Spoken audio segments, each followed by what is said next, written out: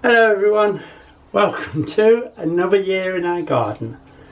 Now I hope you've all had a wonderful Christmas, a good holiday and all well rested to start your gardening. Although it is a little early, there's a few jobs we need to be doing. The first one, I'll just do a bit of catch up of what I've been doing over the holiday in the bad weather. Now as you can see, I've repainted nearly all of the shed. I've still got about a third still to paint, but I've been repainting the shed. I've been quite busy making it look nice and smart. It's best to keep it clean, and then we've got all year to mess it up then, haven't we? The other thing I've been doing, I've been checking all the seed catalogues. I've made a list of all the vegetables that we need to grow, and then I've entered it all into the diary as and when to prepare the soil, when to set the seed, when to put the seed out. So I'll show you that as we get to the diary. The other thing I've done, I've purchased some new potato seed. These are the first early and very first early potatoes, if you like. Now these are the Penland Javelin first earlies, and these are Marish Piper second earlies. I've brought them and put them in the trays to start them sprutting. I'm going to do the first earlies in boxes and put them in the greenhouse and then outside, because we had the bad blight last year that took most of our potatoes. But saying that, we've only just run out of the potatoes that were rescued, so we still did rather well. So I'm thinking if we put some in boxes and try and get them a bit earlier, then there'll be some nice early potatoes for us. It should be around June time, I think, if weather depends on the weather. Second earlies we'll put down the bottom as the soil temperature gets to, for potatoes you need about 7 degrees temperature in your soil, and then we'll put those in. Now I've put them to sprut, but I'm keeping them in the corner over there in the full light so that they don't sprut too much. And then at night, if it's a bit cold, I just put a sack over them just to keep the really cold temperatures off. That's as far as I got with the potatoes.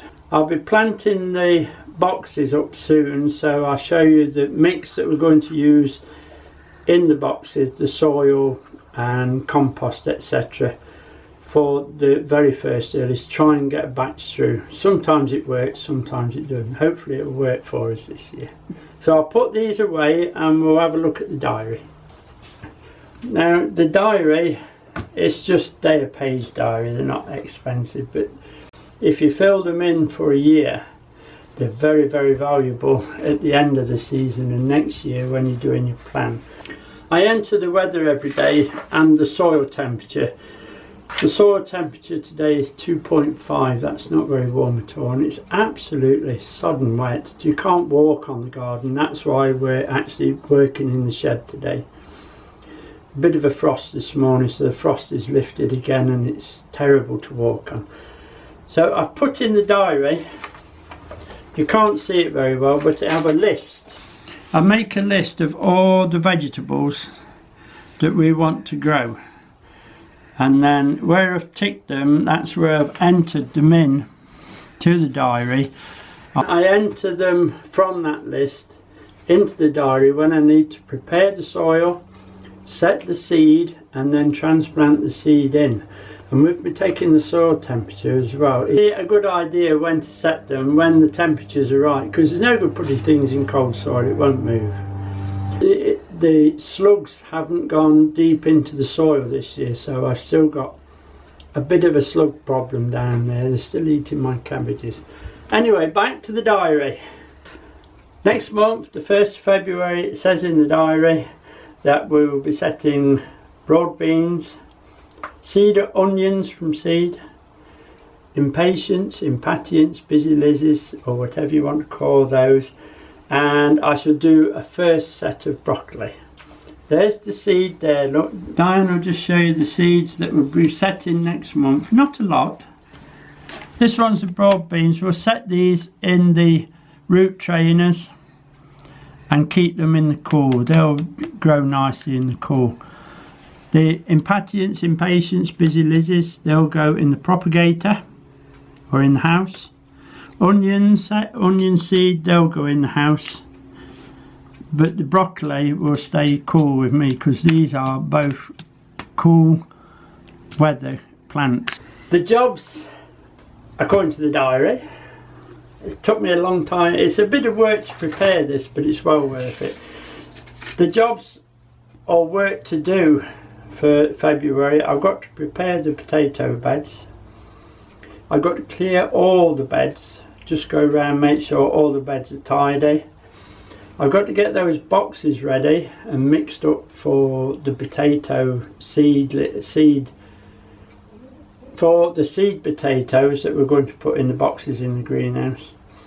And I've got to spread some well rotted manure out of the boxes, or it'll be compost. Onto the bed we're going to grow the squashes and the pumpkins. I need to get that in as soon as possible so it gets time to be bedded in. We'll follow this as we go into the season, depending on the weather. If the weather is kind to us, then we'll be out there doing it. Just tell you what else I need to do in the next week. I've the spraying for the winter wash still to do on the apple trees. I just cannot get to it at the moment on the soil. We're just sinking into it. So as soon as it gets dry, we'll nip down and do that. With 3 fruit trees to plant that we're going to plant up in the lawn at this end, because it would be far too cold at the bottom of the hill, because the cold air will slide down and stop the fruits from setting in the spring like they do the plums. But there's those to do, and I've 2 Bramleys, 3-year-old maidens that are up this end in the lawn that I need to prune. I won't be spraying those because the chickens are up this end, that's their patch, so I won't winter wash those, but we'll just make sure they're clean. But they will need pruning quite severely because it's their 3rd year. The jobs we'll be doing in the next week, hopefully, because they're quite important. Now this week I'm just going to set some sweet peas and some geraniums. These are the sweet peas and the geraniums we're going to set. I don't usually grow sweet peas, but I think Santa Claus wanted me to grow them, and the geraniums, so we'll put them in. They're nice plants. They'll get it's a nice scent in the garden, and it'll attract the bees in as well. So we'll grow them and we'll put them on the fence, I think. Now there's the sweet pea seed. It's very, very hard coated seed, and if you look carefully, there's some dark coloured ones and some light coloured ones. Now the theory that used to be done that the dark coloured ones need to be a little wetter to germinate than the light coloured ones, but I don't think we follow that now. Now some people soak them 24 hours. You can put them in quite hot water, not boiling water but quite hot, and let them soak, and then put them in to get rid of this hard coat. It just softens it a bit and lets the water in. The other way you can do it is just rub them on a file just to chip them. If you can see the little eye there, now if you're going to chip them, try and chip them on the opposite side of that eye, on the other side.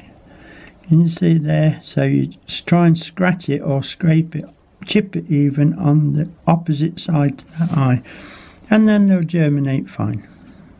I'm going to grow them in these root trainers. I'll just put these few in, and then I should do another set just there because we've got quite a few. Now this is where my big hands are not very good at this, so I should pick them up best I can, and I have to turn them so I'm on the opposite side, and I can't really show you, but I just scrape them on the file to chip them and drop them in. Okay. So on the opposite side to the eye, just a little scrape or a scratch on the file and put them in. You have to wear your glasses when you're doing this as well. You can do it on sandpaper. I find it's difficult to hold the sandpaper though. You can even scratch it with a knife if you can manage to do it without cutting yourself. But I find the files the easiest. And then the water from the bottom, give them a good soak and they'll be fine. We'll just do a couple of rows so you can see.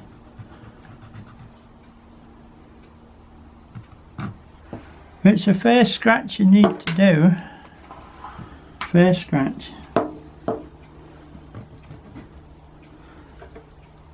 One more and then we'll do the geraniums. The opposite to the eye, don't forget.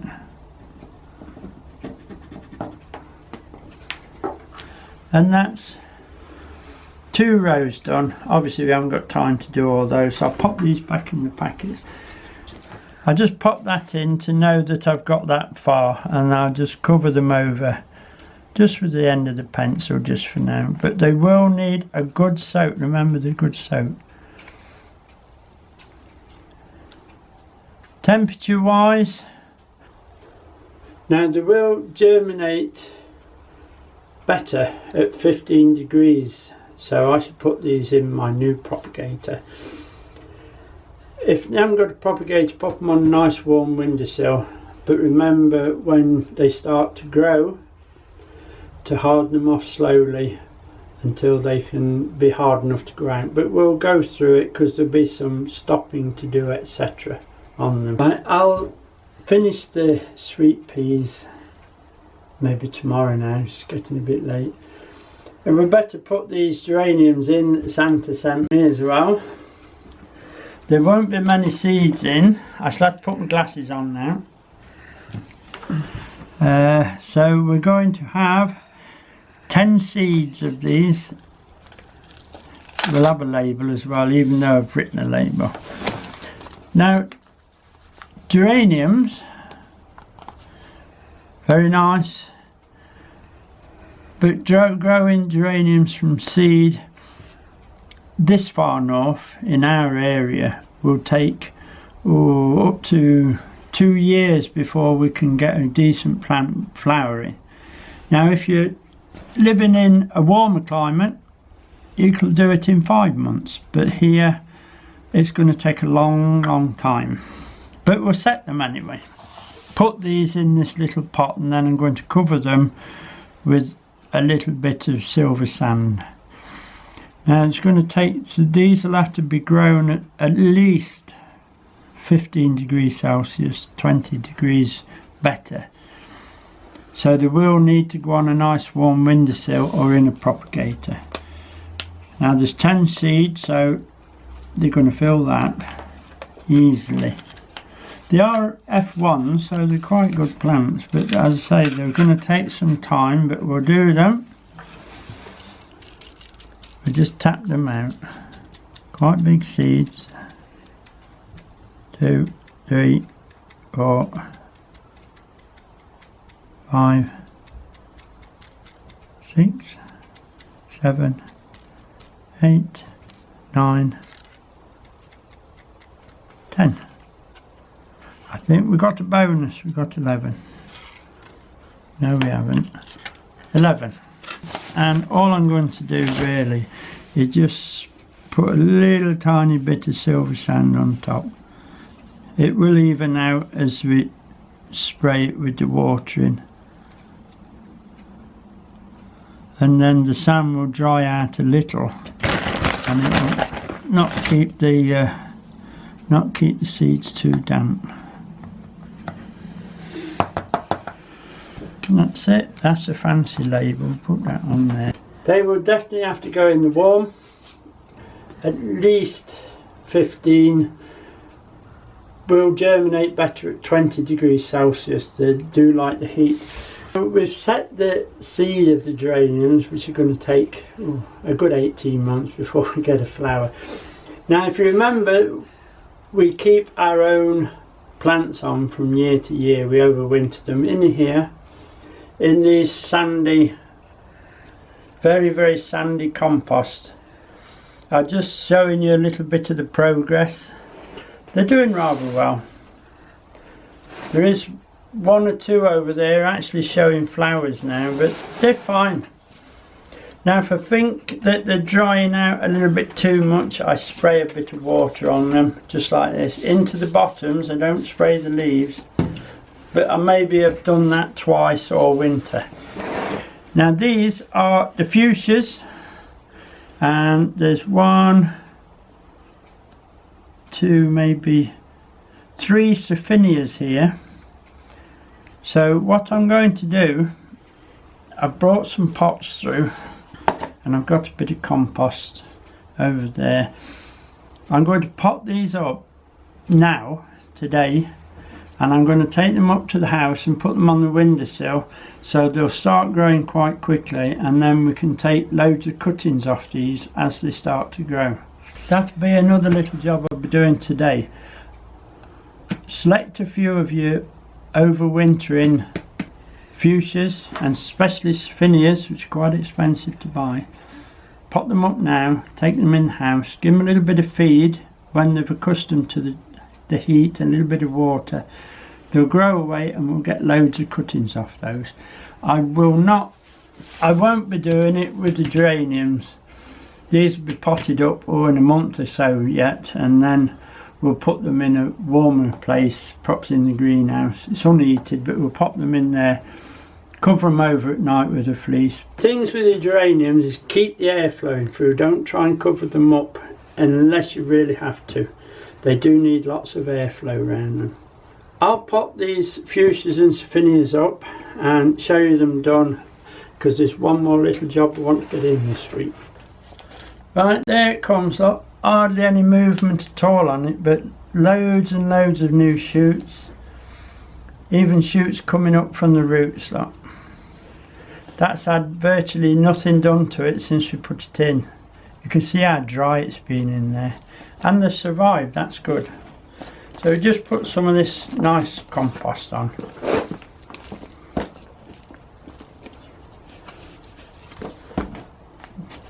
Leave it well down from the rim, because I want to put be taking it up to the house, so I don't want compost everywhere.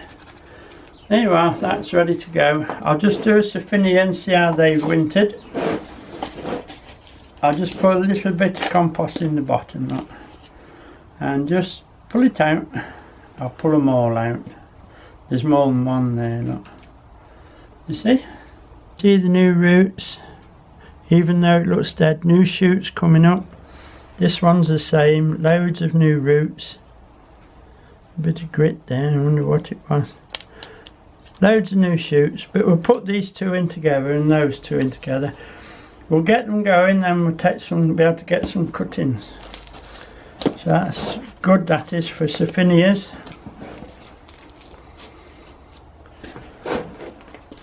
And there must be decent ones, else they wouldn't have been kept. Just a little bit round, like that. And then we'll take them, put them on a windowsill, they'll be fine. Same again then. Oops, there's two there, look. See all the new growth and new roots coming? That's fine. That looks really good. We'll put those two in together, same as the other two.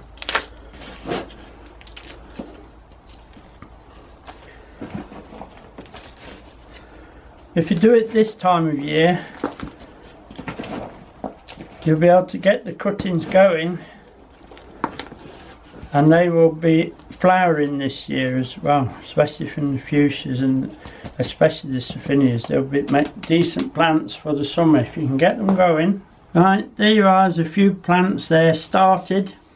We'll take these up and we'll put them in the snug on the windowsill.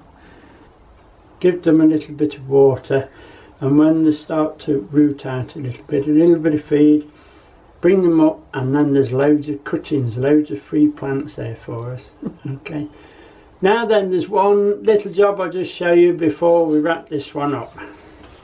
One more little job to do, and that'll be it for this week. Now, it's a job that we all need to be doing. We've all got them, and that is handles on our tools.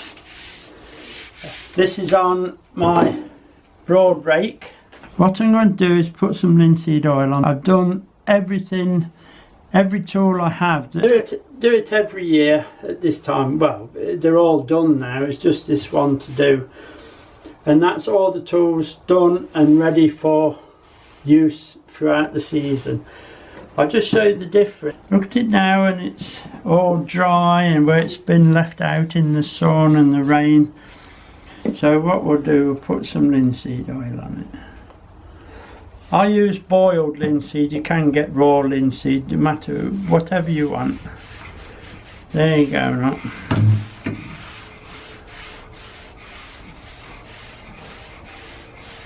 Just rub it round, let it soak in.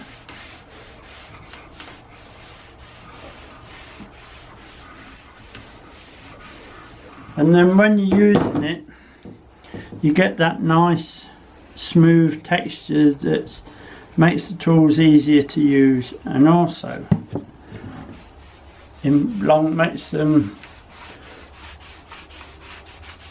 waterproof and they'll last longer. I'll just show you. You can put it on with a paintbrush if you want, but I find that if you put on too much on, it gets very sticky. So I just like mine on with a cloth. Does it make a difference? People say, well, does it make a difference? Yes, it does make a difference. And this rake has been in yearly use for at least 20 years and it's still going. Put the oil on. That's it. Done for another year. Put the lid on. You can use, as I said, you can use raw linseed oil. I've always used the boil, and then just rub it in. You'll find that it'll slowly soak in, and then when you're using it, it stops the burrs coming and sticking in your hands as well. That's about it for this week. Next week we need to get those Bramley apples prune banked. They're 3 years old, need doing. Must get the spraying done, and we'll have a quick walk down the garden and show you how we've come through winter. We've had some good crops this winter and done rather well. So that'll be it for this week. So thank you for watching. Thank you for all those nice people who subscribe. We do appreciate it, and we'll see you next week. Bye now.